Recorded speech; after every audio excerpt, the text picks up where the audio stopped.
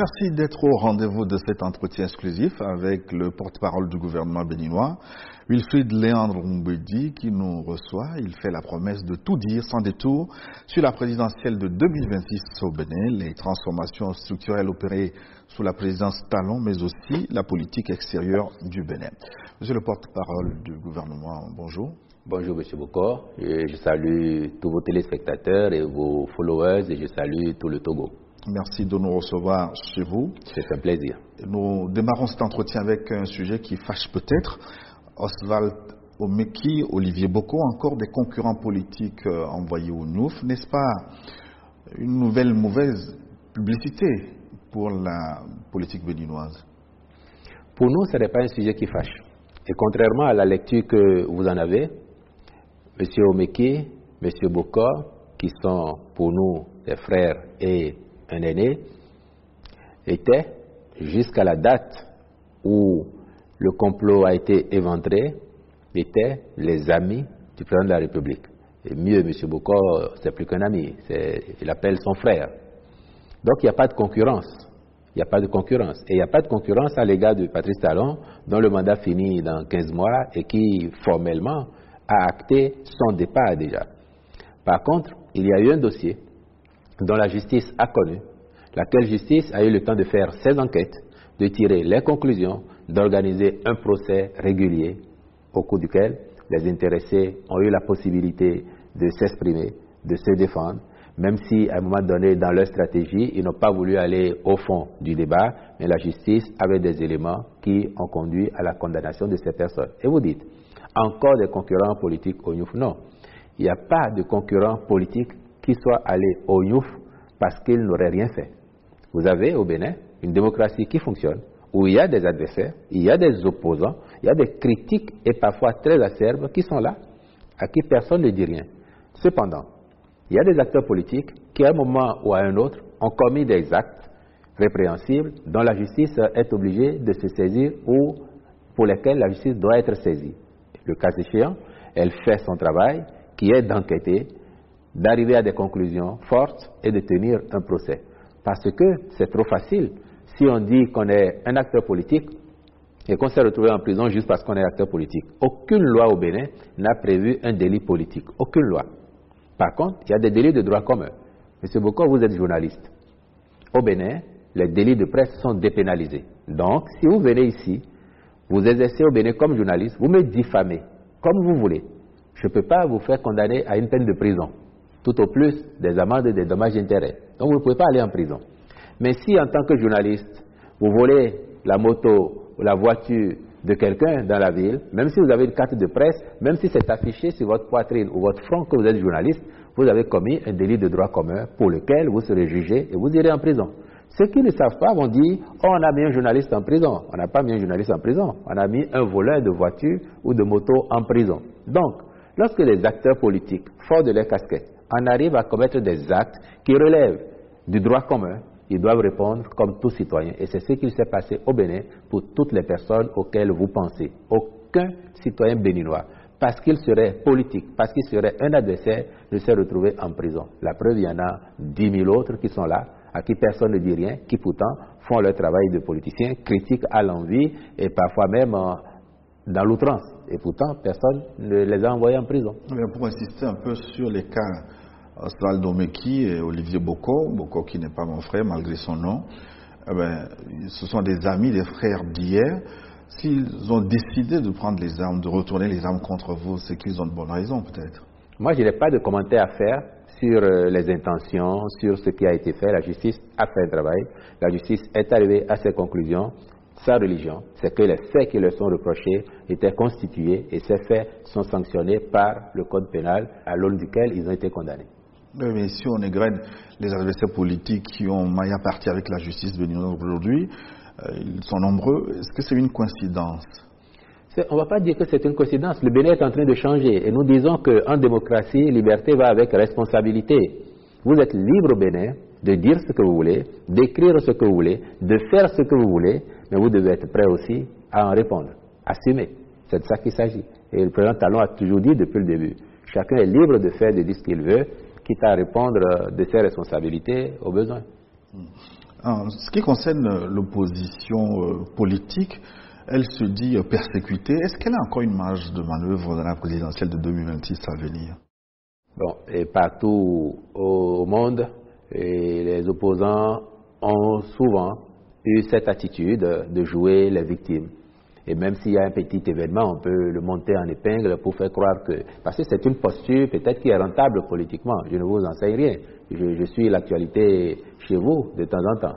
Maintenant, est-ce que cette opposition elle a une marge pour la présidentielle de 2026, dites-vous? Vous voyez, au Bénin, le code électoral, la charte des partis sont des textes qui structurent la vie des partis chez nous et l'animation de la vie politique.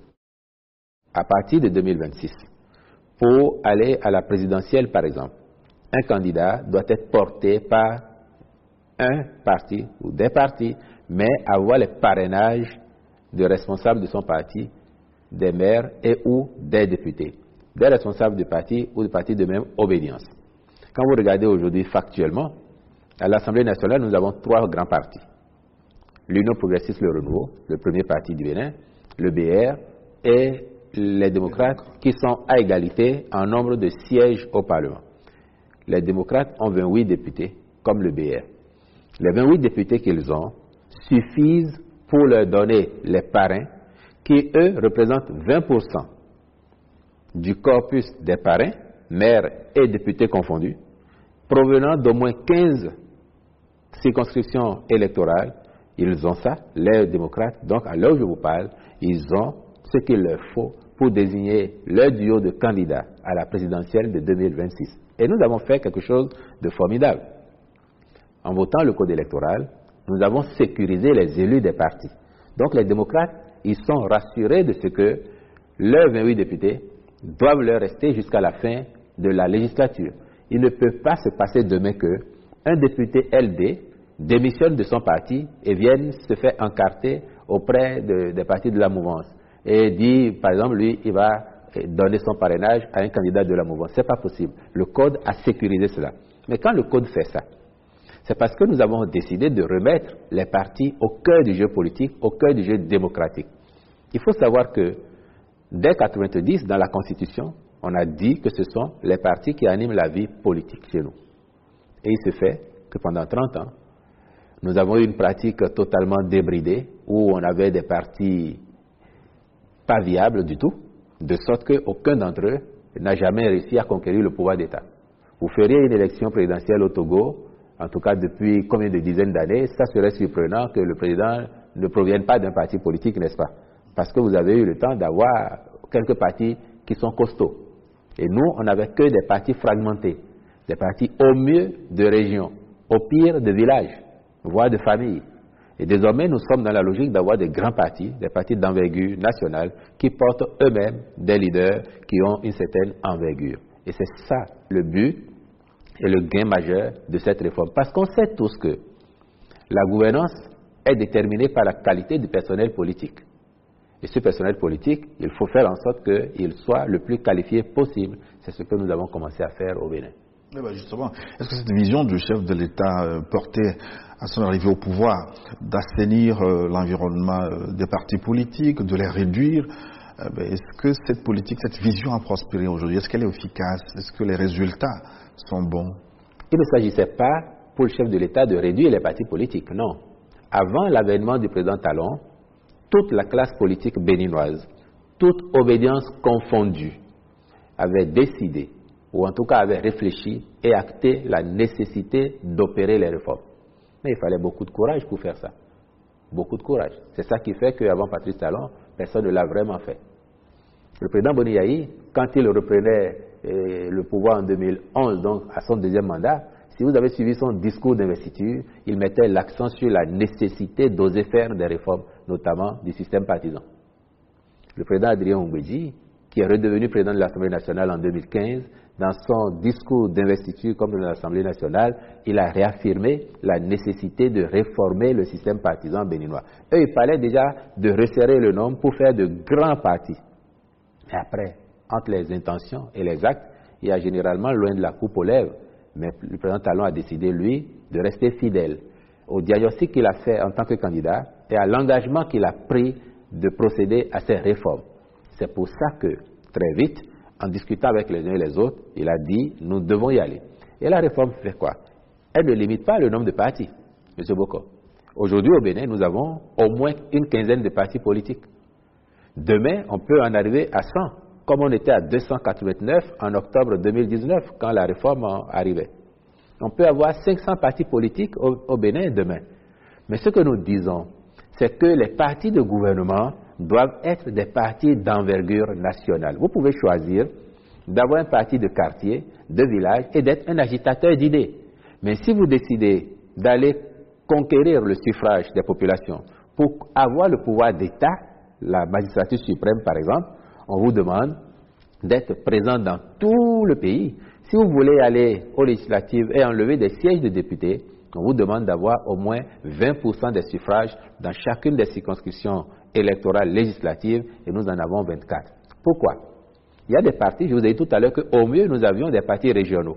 Certains peuvent se concentrer sur une, deux régions, 3, 6 départements sur 12, peut-être 20 communes ou même 50 communes sur 77, et considérer que ça leur suffit. Nous disons, un parti politique qui veut être un parti de gouvernement, qui doit générer des hommes d'État, il doit s'occuper de tous les Béninois. Donc aucune commune ne doit être considérée comme quantité négligeable.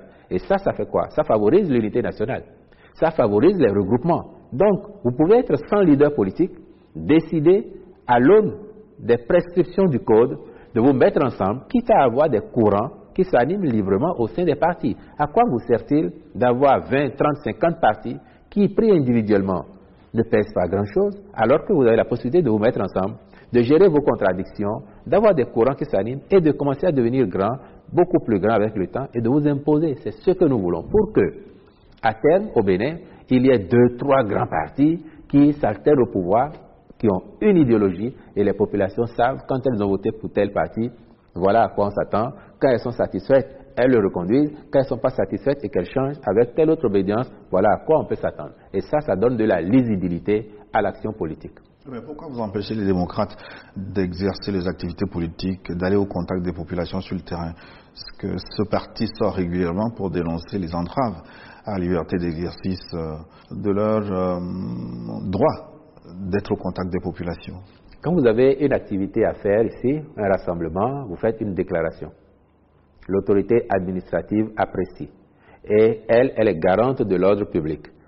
Parfois, pour ce que j'ai entendu de certains maires qui l'ont dit publiquement, il n'y a que les demandes qui sont introduites ne respectent pas les formes. Vous pouvez dire, oui, mais s'ils n'ont pas respecté, est-ce que l'autorité ne peut pas leur dire, faites ceci ou faites cela pour que ce soit bien? Ce n'est pas le rôle de l'autorité, mais on peut penser que cela est possible. Après, on doit tous être responsables, quels que soient nos bords. Et aujourd'hui, il faut considérer que si on est un parti responsable, on fait aussi les choses bien. Du reste, j'aime à dire, si un parti politique, quel qu'il soit, ou une association, quelle qu'elle soit, considère qu'elle veut faire une activité, qu'elle a rempli toutes les conditions, et que l'autorité administrative qui doit l'accompagner ne le fait pas, de mauvaise foi, il faut saisir les instances compétentes. On a des tribunaux administratifs ici. Vous les saisissez, vous vous dites, moi, j'ai voulu faire telle activité, tel préfet ou tel maire m'en a empêché, ce faisant, il a violé la loi. La justice va constater. Et si c'est le fait, ça va documenter les pratiques, ça fera que les fois d'après, les autres vont faire attention. Mais pour un parti qui se dit traquer les démocrates, par exemple, vous accordez un financement pour auditer le fichier électoral. Qu'est-ce qui se cache derrière ce financement? Il n'y a rien qui se cache. Le parti Les Démocrates dit, et nous, le fichier électoral, on veut voir comment ça se passe. On veut faire un audit. Et il faut que je vous explique, M. Boko. Nous avons désormais au Bénin un état civil qui se modernise. Depuis 2008, nous avons mis en place une base de données de tous les citoyens. Je dis tout parce qu'on a fait pratiquement plus que 100% au départ, mais on sait qu'il y a quelques personnes qui sont restées en rade et c'est pour ça qu'il y a un enrôlement continu. Donc, nous avons aujourd'hui un état civil qui se modernise avec les données biométriques de plus de 10 millions ou 12 de nos concitoyens. À partir de là, ceux qui n'ont pas fait le recensement initial, ils ont tout loisir de se faire enrôler à tout moment et il y a plein de gens qui le font. Toutes les naissances qui arrivent au Bénin, au mieux dans la journée ou le lendemain, vous avez l'inscription au registre national des personnes physiques. C'est de ce registre qui est déjà fiable qu'est extraite la liste électorale à l'approche des élections dans les délais prescrits par la loi. Parce que vous allez introduire la requête et ça va générer pour vous la liste de tous ceux qui ont 18 ans au jour de l'élection. Donc c'est quelque chose de technique et de très pratique. Les amis, les démocrates disent ils veulent voir comment ça fonctionne. Et le président de la République a dit moi, il n'y a aucun souci. Comme ça, vous verrez comment on a travaillé pour mettre en place cette base de données. Et s'il y a des points à optimiser, vous formulez vos recommandations, nous allons en tenir compte. Donc, effectivement, le gouvernement a débloqué le budget que le parti a réclamé à travers le comité de pilotage qu'il a mis en place. Mais une telle faveur est rare pour les oppositions en Afrique. C'est pas une faveur.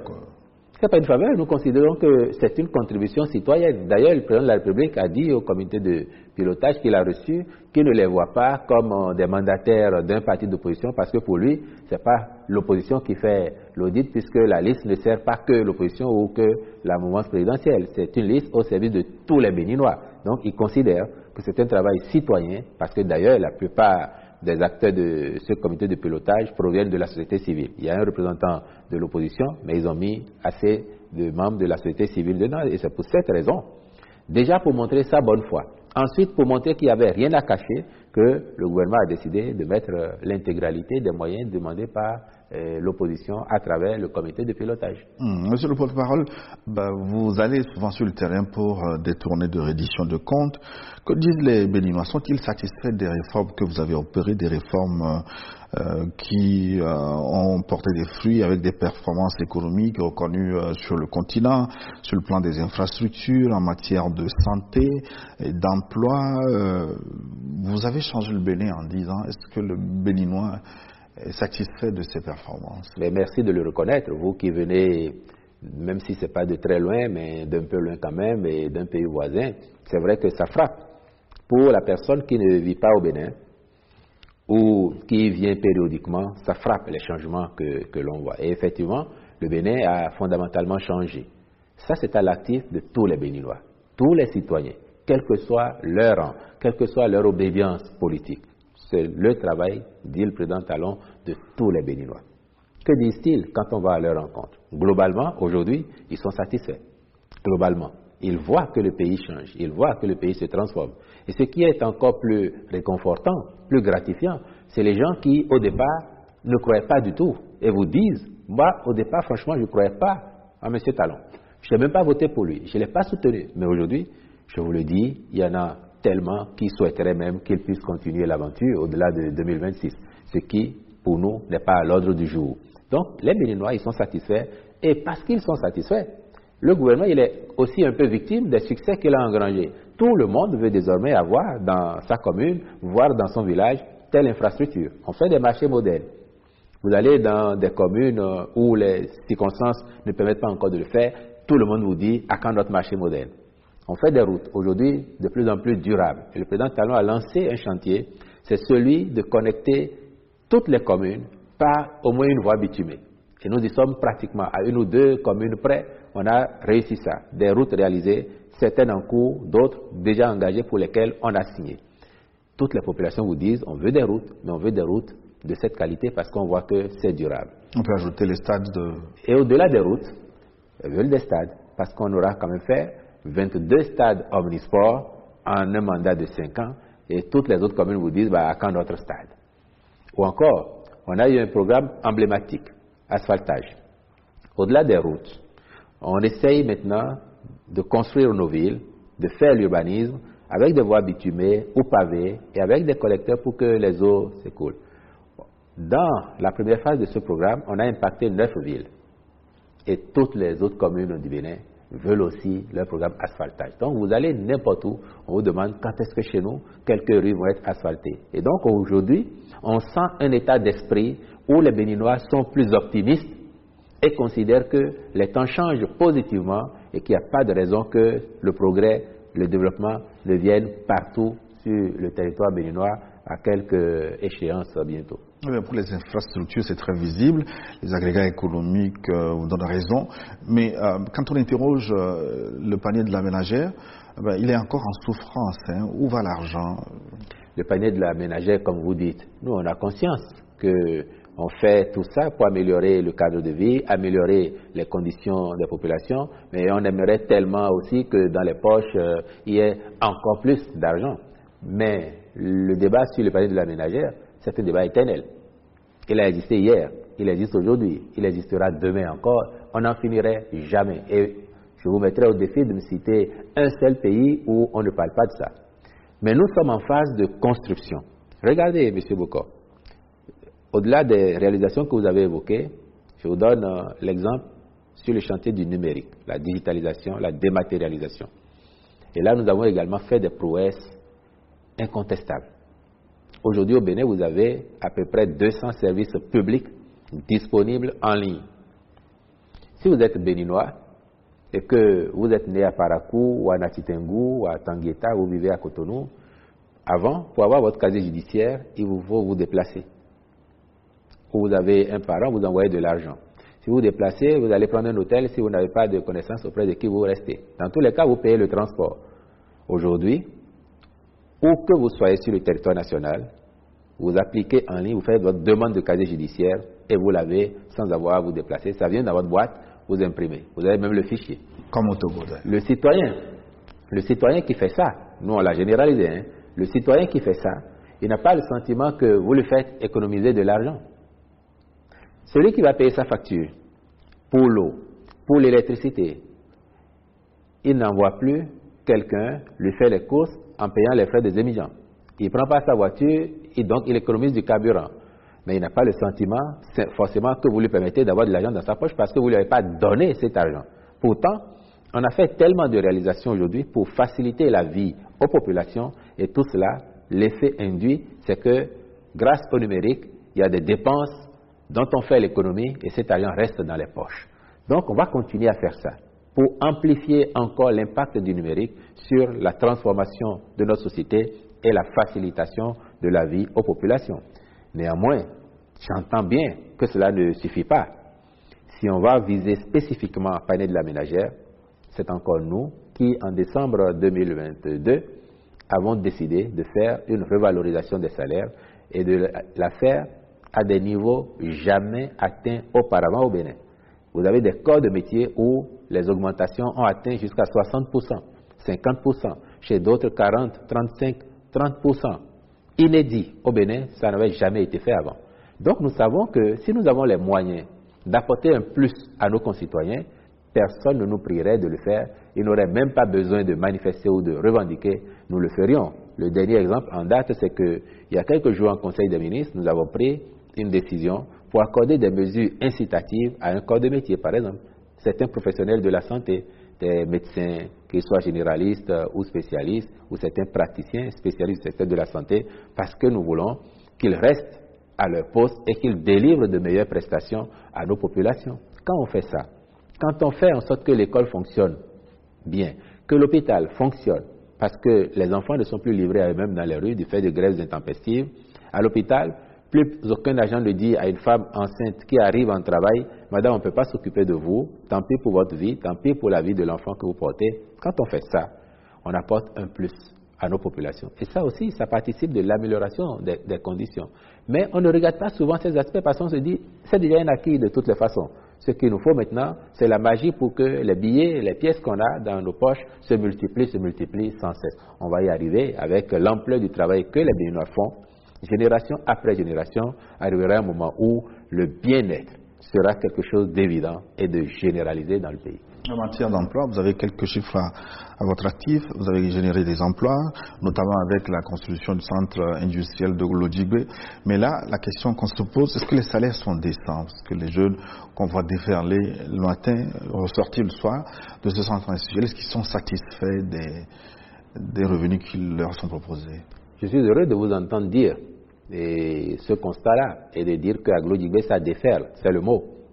Parce qu'il faut vous positionner là-bas un matin, à l'arrivée, ou un soir à la sortie, pour voir effectivement le déferlement. Les conditions de travail sont prévues par le Code du travail. Et donc les employeurs qui sont là ne font rien en dehors du Code du travail. Et aujourd'hui, à Glodjigbe, près de 20 000 jeunes béninois qui y travaillent. On peut souhaiter, même vous et moi, on peut souhaiter avoir mieux.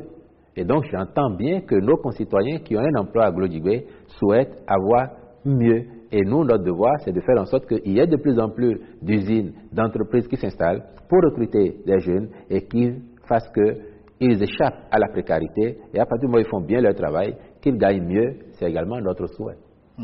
Pour Cotonou maintenant, qui a réussi à sortir la tête de l'eau, classée même la ville la plus propre de la sous-région, comment en êtes-vous arrivé là?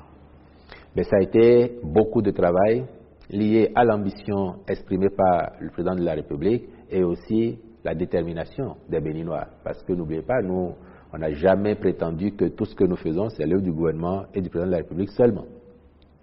Le Bénin, avant 2016, vous êtes arrivé à Cotonou, je suis sûr que vous avez dû écarquiller les yeux pour voir si vous pouviez ramasser un sachet au sol, et vous n'en trouverez pas. Sur la bonne partie de la ville, avec les voies, vous n'en trouverez pas. Il faudra aller chercher loin, loin, loin, loin, loin. On a fait ça à force de détermination, à force de sérieux. On a mis en place la société de gestion des déchets solides qui s'occupe de 7 communes du Grand Oukoué et de la commune, 5 communes du Grand Oukoué et la commune de Parakou aujourd'hui, en attendant de généraliser son activité en s'étendant au fur et à mesure. C'est ça qui fait que la ville est maintenue propre. Le programme asphaltage que nous avons initié amène aussi la transformation qui est en cours dans la ville. Et c'est pour ça que vous verrez qu'il y a de plus en plus d'axes qui sont ou bitumés, ou pavés, éclairés, de sorte que même la nuit, les affaires continuent ici à Cotonou. Et ça, c'est quelque chose qui a été remarquable. Et nous sommes heureux que de l'extérieur, ça se voit aussi au point, effectivement, de faire de Cotonou la première ville la plus propre de notre sous-région et la 6e sur le continent. C'est une prestation remarquable et nous, notre ambition, c'est de maintenir et améliorer les niveaux de satisfaction, les niveaux de performance que nous réalisons actuellement. Et peut-être que, parlant de Cotonou, on peut ajouter l'emblématique programme d'assainissement pluvial de la ville de Cotonou, qui nous fait débourser depuis quelques années et jusqu'en 2026 à peu près 300 milliards de francs CFA pour sortir Cotonou des inondations. Il y a quelques années, dès que les premières pluies s'invitaient, Cotonou avait déjà les pieds sous l'eau. Bon, et on connaît, on nous dit la ville est en dessous du niveau de la mer, donc les inondations c'est imparable. Mais nous avons commencé à faire un travail, non seulement asphaltage, mais assainissement pluvial de la ville de Cotonou, avec la construction de collecteurs, avec l'aménagement des voies. Et nous avons observé que depuis là, il y a moins d'eau qui stagne. Et quand nous aurons fini ce programme d'assainissement pluvial de la ville de Cotonou, les populations seront délivrées des inondations. Mais que vous reste-t-il à faire en demandant qu'est-ce que vous n'avez pas réussi à apporter aux Béninois? Un État, un pays, il est éternel. Et c'est un chantier éternel. On aurait même réussi aujourd'hui à couvrir toutes les rues du Bénin de bitume ou de pavés, fleuries, éclairées. On aurait réussi à faire un hôpital dans chaque village, à faire en sorte que les enfants qui ont la cantine scolaire à l'école, et aujourd'hui ils sont 1,3 million qui mangent du premier jour de la rentrée au dernier jour des classes, c'est-à-dire le jour des vacances. Avant 2016, c'était 20 jours dans l'année que les enfants pouvaient manger et ils étaient à peine 200 000. Aujourd'hui, plus d'1,3 million mangent du premier au dernier jour des classes. Qu'est-ce qu'on aurait fait tout ça que il y aurait toujours des besoins? Les gens qui ont un repas chaud, on pourrait penser à faire 2 repas pour eux, à agrémenter le repas d'un gros morceau de poisson ou de viande. Les gens vont dire il nous faut davantage de médecins, on a fait de l'eau potable partout. Si on fait tout ça, on a l'électricité partout, les poches sont remplies, il y aura toujours des défis parce que l'évolution va aussi avec les défis qui s'invitent. Et quel que soit le niveau de développement auquel on parvient, les préoccupations des populations sont dimensionnées aussi en fonction du niveau de développement que l'on a atteint. Nous sommes pratiquement à 1 an de la fin du 2e et dernier mandat, en principe, du président Patrice Talon. Jusque-là, aucun indice sur le dauphin du président. Et ceux qui voient un syndrome du 3e mandat, est-ce qu'ils exagèrent? Vous dites en principe. Moi, je vous dispense du bémol que vous posez. Il n'y a pas de en principe au Bénin. C'est 2 mandats, pas plus. La Constitution qui a été révisée en 2019, à un moment où l'Assemblée nationale était composée de députés entièrement acquis à la cause du président Talon. 100% de députés. C'est ce que vous avez appelé l'Assemblée monocolore. Après le boycott des législatives de 2019 par l'opposition, deux partis qui soutiennent le pouvoir se sont retrouvés à l'Assemblée. Ce sont ces partis, entièrement acquis à l'action du président Talon, qui ont conduit une révision sous la houlette du président Talon lui-même et dans laquelle, au lieu de lever le verrou de la limitation des mandats, on l'a plutôt corsé en disant qu'au Bénin, nul ne peut, de sa vie, effectuer plus de 2 mandats de président de la République. Mieux, on a ajouté que la révision qui est intervenue n'instaure ni une nouvelle République, ni une nouvelle Constitution. Pour que le débat soit définitivement clos au Bénin, donc il n'y a pas de principe. C'est le deuxième et le dernier mandat. À supposer même qu'il y ait une nouvelle Constitution ou une nouvelle République. Le fait de dire que nul ne peut de sa vie faire plus de 2 mandats au Bénin solde le débat. Donc pour nous, il n'y a pas de, en principe, le président Talon effectue en ce moment son second mandat, ça veut dire le dernier, et dans 15 mois, vous aurez le bonheur de constater que le Bénin aura vécu une nouvelle alternance pacifique où un président élu passe ses 2 mandats et transfère le pouvoir à son successeur dans la paix et avec les vœux de réussite qui conviennent. Même si le TOFA l'invite exceptionnellement à ajouter un 3e mandat. Moi, je n'ai pas noté que le TOFA invite le président Talon à faire un mandat au-delà de celui-ci. Et le TOFA, ça n'est pas la Constitution. J'entends cependant des concitoyens, quelle que soit leur obédience, parce qu'on entend davantage dans les médias, sur les réseaux, certains qui sont de la majorité présidentielle, mais on entend les populations à la base demander est-ce qu'il n'est pas possible que le président fasse un nouveau mandat, et je parle des populations qui sont satisfaites du bilan parce que, à l'arrivée, leurs attentes sont plus comblées qu'elles ne l'espéraient. Beaucoup n'espéraient pas que le Bénin ferait autant de progrès sous le président Talon. Mais malgré ces appels-là, la constitution béninoise, elle sera respectée. Le président Talon passera la main à son successeur pour le bien du pays et nous resterons un exemple de démocratie et de développement sur le continent. Le président Talon, que dit-il de ses invites à faire un 3e mandat, de ses appels à la télévision ou à travers le TOFA, vous qui avez la chance d'avoir de temps en temps d'être dans les secrets des dieux, que dit-il le président Talon? Il en rit? Ben, c'est le mot. Il en rit. À la limite, ça lui fait ni chaud ni froid. Après, c'est un peu flatteur que des gens disent « Oh, le bilan est tel que… » Franchement, on ne l'avait pas espéré. Mais s'il y avait possibilité de continuer, on serait tellement heureux de le voir pousser encore plus loin les limites du développement, ce qui a commencé sous lui. Mais le président, il a dit, moi quand je venais, peut-être que, même moi, peut-être que je n'avais pas idée que nous ferions un chemin aussi remarquable. Donc pourquoi vous ne pensez pas que celui qui viendrait après moi peut faire encore mieux que ce que, avec moi et vous, on a commencé à faire. Donc moi, j'ai foi que celui qui vient après moi fera en sorte que le progrès du Bénin s'intensifie et que nous soyons tous satisfaits afin que, président après président, au fil du temps, le Bénin s'élève et que tous nous soyons fiers de ce beau pays. Mais le dauphin, qui va remplacer le président? Vous pouvez prendre la nationalité béninoise, hein, peut-être que vous l'avez depuis et que vous me la cachez. Mais j'ai le malheur de porter le nom Bokor. Ah, c'est pas un malheur, bien au contraire. Si vous avez la nationalité béninoise et que vous remplissez les conditions, vous pouvez être dauphin. Donc les dauphins, c'est tous les Béninois. Aujourd'hui, c'est tous les Béninois qui remplissent les conditions pour être président de la République.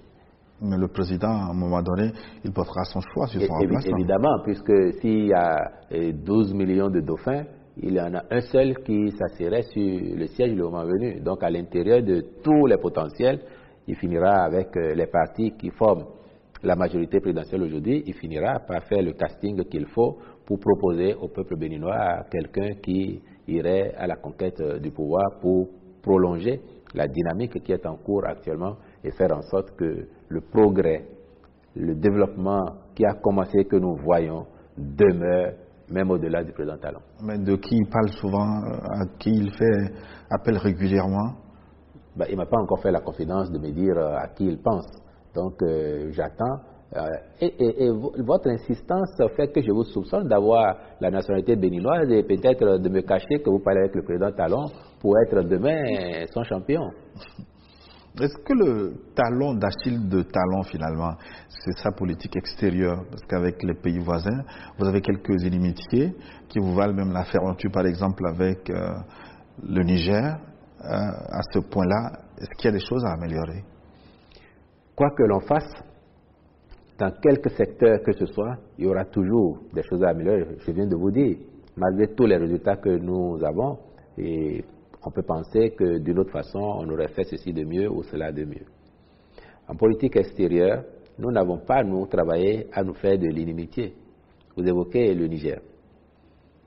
Votre pays, le mien, le Niger, hier, nous appartenions tous à une même organisation, au sein de laquelle il y a des règles.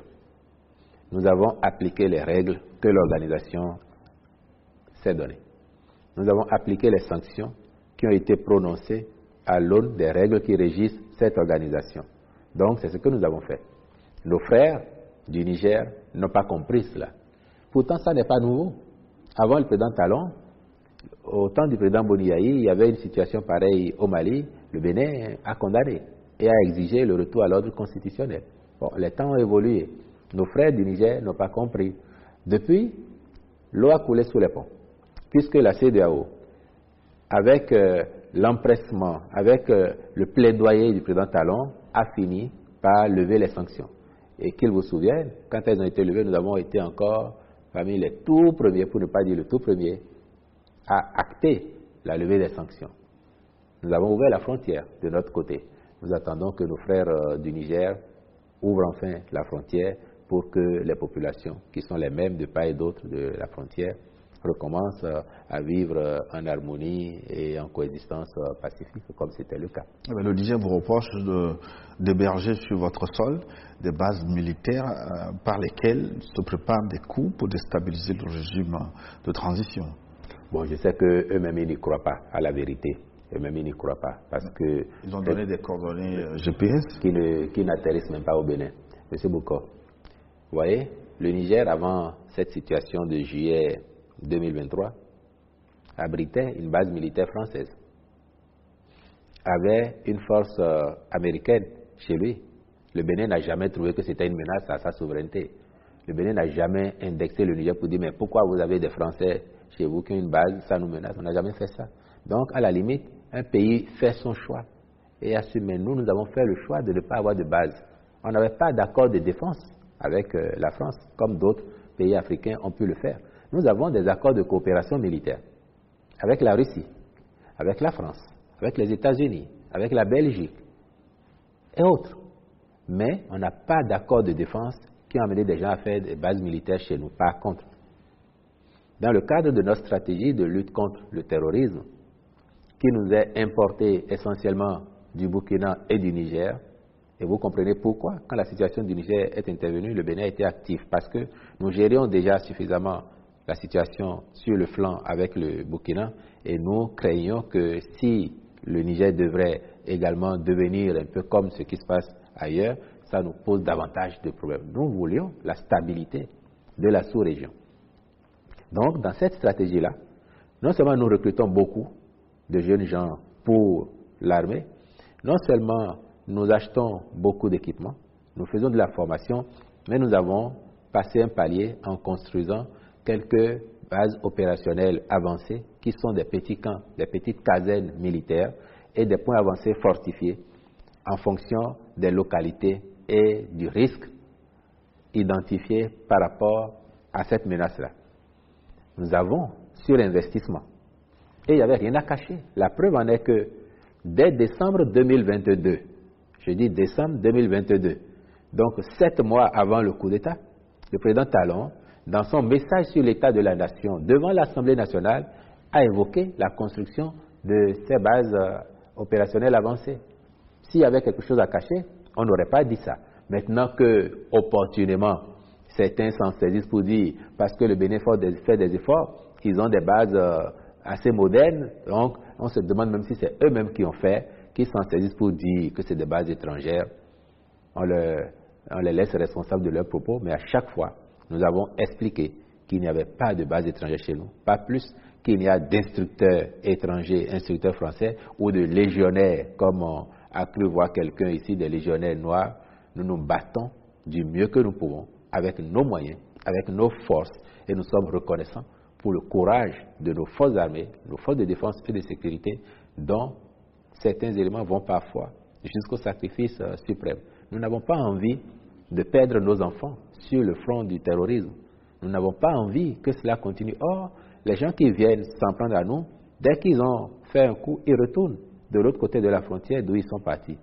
Et c'est ça notre réalité aujourd'hui. Nous espérons que la coopération avec les voisins va redevenir ce qu'elle était et nous permettre d'avoir en intelligence des approches qui permettent de contenir, voire de bouter ce phénomène hors de notre espace. Parce que le Bénin, sous la houlette du président Talon, a été encore le premier à demander à la CEDEAO, au sein de la CEDEAO, pendant que le Niger, le Mali, le Burkina y étaient, à demander une mutualisation des moyens pour faire en sorte que ce soit une dynamique communautaire qui permette d'affronter le phénomène. C'est ça qui a donné naissance à ce qu'on appelait l'initiative d'Accra. Puis, il n'y a pas eu beaucoup d'empressement. Et c'est pourquoi le Bénin a commencé à faire des investissements, même si ça coûte beaucoup de dizaines de milliards. Aujourd'hui, nous avons une très belle relation, coopération avec le Togo sur ce front-là, qui marche bien. En raison des coûts intervenus au Mali, au Burkina et au Niger, ce qui était en cours avec le Burkina et le Niger est suspendu pour le moment. Mais nous restons disponibles. Nos forces de défense et de sécurité renouvellent, réitèrent leur offre de coopération et nous avons bon espoir qu'à un moment ou à un autre, nos frères des autres pays comprendront qu'il nous faut conjuguer nos efforts et qu'ensemble, nous serons plus forts pour vaincre ces criminels. En êtes-vous avec les tractations avec le Niger? La frontière peut être ouverte bientôt? Ben nous, on est prêts puisque nous, on l'a ouverte déjà à la frontière. Sur le fleuve, ça circule. On a levé toute restriction, toute interdiction parce que nous savons aussi que par ce moyen-là, les populations arrivent à faire venir des produits ou des biens qui leur sont essentiels. Nous fermons les yeux. Maintenant, en ce qui concerne l'ouverture formelle de la frontière, ben nous, si les autorités nigériennes nous disent ce soir, nous ouvrons les frontières, nous dirons tant mieux. Si c'est demain qu'elles ouvrent, nous dirons tant mieux. Dans tous les cas, nous avons bon espoir qu'elles finiront par ouvrir les frontières parce qu'elles seront convaincues définitivement de ce que le Bénin n'est pas une menace pour le Niger et que nous n'avons jamais, nous, planifié d'attenter à la sécurité du Niger. Nous sommes des frères. On peut, parfois, entre frères, en famille, connaître des frictions. On dit bien que la langue et les dents se chamaillent tout le temps, mais elles sont appelées à cohabiter. Entre frères, il arrive parfois que le temps monte et après, tout rentre dans l'ordre. Nous considérons que c'est une mauvaise passe et que les choses vont rentrer dans l'ordre quand les autorités nigériennes parviendront à la conviction définitive que les Béninois sont leurs frères, que le Bénin est un pays frère et ami et que le Bénin n'a aucun projet d'attenter à leur sécurité ou de pactiser avec qui que ce soit pour attenter à leur sécurité. C'est-à-dire que vous n'avez rien contre le projet de l'Alliance des États du Sahel. Est-ce que le Bénin peut collaborer avec l'AES d'ici là? Pourquoi voulez-vous qu'on ait quelque chose contre ce projet? La dynamique des États, c'est une dynamique évolutive. C'est une dynamique évolutive. L'AES, aujourd'hui, c'est une réalité, c'est un regroupement d'au moins 3 pays. Ça peut s'étendre demain à 4, 5, 10 autres. Peut-être que la CEDEAO va changer de forme ou bien qu'elle va s'élargir à d'autres qui veulent être observateurs ou que d'autres pays iront demain vers d'autres organisations. C'est une dynamique. Quand on est dans une organisation, l'important, c'est de respecter les règles que l'organisation se donne. Et nous, en tant que membres de la CEDEAO aujourd'hui, nous respectons les règles. Si demain la dynamique fait que nous sommes dans un autre groupe ou bien que la CEDEAO change d'approche, nous serons encore des partenaires loyaux mais responsables. Et c'est ce que nous faisons. Donc, est-ce qu'on peut coopérer avec l'AES? Les pays de l'AES, ce sont nos voisins, ce sont nos frères. La nature nous condamne à coopérer, quelle que soit l'approche des uns et des autres, pour défendre leur souveraineté, pour promouvoir leur développement. Est-ce que, parce que le Niger fait partie de l'AES, demain, on va se réveiller et constater que le territoire nigérien a été déplacé et envoyé ailleurs, il n'est plus à côté du Bénin? Ce n'est pas possible. Est-ce que le Burkina peut être éloigné de nous, à moins d'une nouvelle tectonique des plaques qui va faire que le sol se fende et que le continent se divise, comme on a commencé à l'observer quelque part dans la corne de l'Afrique? À moins d'avoir un tel phénomène, nous sommes condamnés à être des voisins et donc nous coopérons avec le Niger, avec le Burkina, avec le Mali, avec tous les autres, quel que soit le regroupement ou les regroupements auxquels ils appartiennent. On n'a pas de jugement, on n'a pas de jugement de valeur sur le choix des États d'appartenir à telle ou telle organisation. C'est un choix souverain. Et en tant que tel, il ne nous appartient pas de commenter, de critiquer ou autre, non. On prend acte et ce qu'on peut faire de bien, on le fait. Monsieur le porte-parole du gouvernement béninois, nous arrivons à la fin de cet entretien. Pour terminer, quel sera selon vous le plus bel héritage laissé aux Béninois par le président Talon dans un an quand il va quitter le pouvoir? Mais c'est déjà connu. Lui-même, il dit qu'il considère que sa plus grosse réalisation, c'est d'avoir contribué à changer l'état d'esprit des Béninois, l'état d'esprit de ce peuple. Effectivement, aujourd'hui, les Béninois, ils sont de plus en plus convaincus qu'il n'y a pas de rêve trop grand pour le Bénin, que toutes les ambitions sont à notre portée tant que nous le voulons, tant que nous travaillons à cela. Les gens sont moins défaitistes. Avant 2016, le désespoir avait souvent été le lot des Béninois. Quand on a élu un président, en général, c'était en sanctionnant son prédécesseur parce qu'on était déçu. Et le nouveau vient, la déception revient. Le pays ne se développe pas. Les conditions de vie ne s'améliorent pas. Or, aujourd'hui, on a vécu un phénomène contraire. Le président Talon est venu d'abord porté par une vague d'espoir. Et puis très vite, quand les réformes ont commencé, parce que c'est difficile, les gens étaient déçus. On dit, oh, on a fait une erreur. Pourquoi on a pris ce monsieur? Il est si rigoureux, il est si méchant. On a entendu même ça, hein, méchant. Mais aujourd'hui, les mêmes disent, ah non, il aura fallu son courage pour nous montrer que c'est possible. Et fort heureusement, quels que soient les bords, croyez-le, M. Boko, hein, même nos plus gros contenteurs, en dehors des caméras, ils nous disent, franchement, le niveau où le président a porté le pays, le travail que vous faites, c'est remarquable. En dehors des caméras, ils nous le disent tous. Donc les Béninois se disent, c'était possible. Et désormais, c'est possible, ça doit rester possible, que notre pays progresse de façon continue. C'est ça, pour Talon, le plus bel héritage qu'il aurait laissé. Ce n'est pas l'Amazone qui est devenue aujourd'hui une attraction mondiale. Ce n'est pas les belles routes. Ce n'est pas l'école qui fonctionne mieux. Ce n'est pas l'hôpital qui fonctionne mieux. Parce qu'ils considèrent que cet état d'esprit détermine tout le reste. Si on le maintient, on va faire encore des prouesses de plus en plus grandes. Et à terme, le pays sera définitivement transformé pour que nos enfants, nos petits-enfants vivent dans un Bénin meilleur que nous n'avons pas forcément connu. Merci. Wilfried Léandre Mbedi. C'est moi qui vous remercie.